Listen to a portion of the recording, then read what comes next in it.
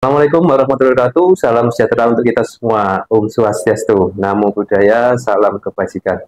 Sahabat Pedicare, dimanapun Anda berada, berjumpa lagi di YouTube channel Pedicare yang kami khusus dedikasikan dalam memproduksi konten-konten edukatif yang bermanfaat untuk Anda semua, tentunya seputar diabetes, luka diabetes, dan perawatan luka kronis lainnya. Kali ini bersama saya Ahmad Hasyim Wibisono, CEO dan founder dari Pedicare Malang. Khusus untuk sesi kali ini kita akan membahas A to Z ya, tentang infeksi teman-teman sekalian ya, tentang infeksi pada luka kronis. Menarik bukan? Nah, pastikan Anda stay tune terus bersama saya di YouTube channel Pedicare Malang. Oke, berbicara tentang infeksi, dari pengalaman kami selama kurang lebih 10 tahun menangani luka-luka kronis di setting home care, data menunjukkan lebih dari 90% pasien yang kami tangani datang dengan kondisi luka terinfeksi, gitu ya, dari berbagai tingkatannya, mulai dari yang ringan, berat, hingga sangat berat. Nah, hal ini menunjukkan bahwa di Indonesia sendiri, infeksi merupakan salah satu faktor penghambat penyembuhan yang paling utama, paling banyak terjadi, dan paling signifikan efeknya. Nah, tidak hanya itu, kami juga sering mendapat permintaan konsultasi ya dari rekan-rekan kami para praktisi dari seluruh Indonesia tentang penanganan infeksi pada luka kronis yang seringkali nampaknya tidak begitu mudah gitu ya untuk diatasi, bahkan cenderung berkepanjangan. Nah, apakah Anda mengalami masalah yang sama ketika merawat luka pasien-pasien? Stay tune terus, pastikan Anda menonton sampai akhir, karena di sini kita akan bahas A to Z, penanganan infeksi, mulai dari identifikasi tanda dan gejala, manajemen, hingga monitoring infeksi pada luka kronis. Hasilnya, tentu yang kita harapkan, teman-teman semua mampu menangani infeksi dan memberikan hasil perawatan yang optimal bagi pasien. Baik, nah teman-teman, yang pertama ketika kita merawat luka ya, kita perlu memiliki kemampuan untuk mengidentifikasi tanda dan gejala infeksi yang muncul. Selain 5 tanda klasik inflamasi ya, rubor, dolor, kalor, tumor, dan fungsiolesa, ada beberapa manifestasi lain juga yang bisa mengarahkan kecurigaan kita akan terjadinya infeksi. Yang pertama adalah adanya odor atau bau luka yang menyengat. Ini adalah salah satu tanda klinis yang paling mudah kita identifikasi terhadap adanya infeksi.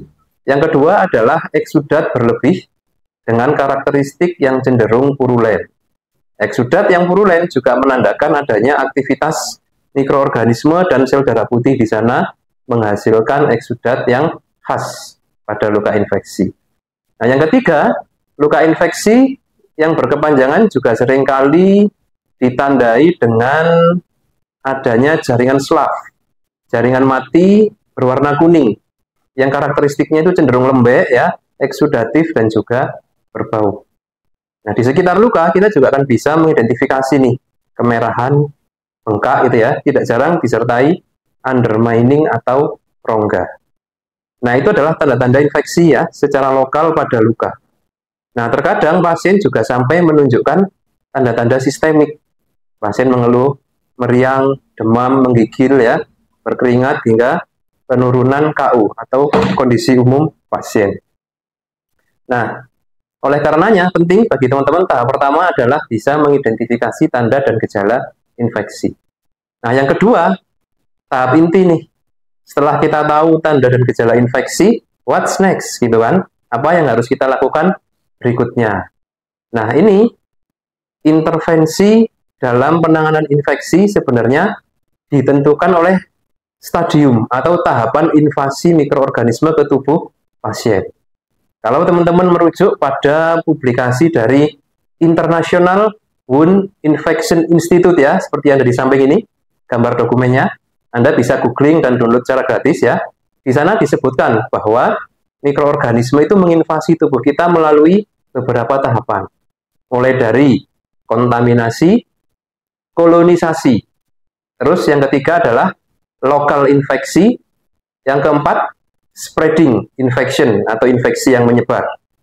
Dan yang terakhir, kelima adalah systemic infection, infeksi yang sudah tidak hanya menyebar di jaringan yang dekat, tapi sudah menyebar ke seluruh tubuh.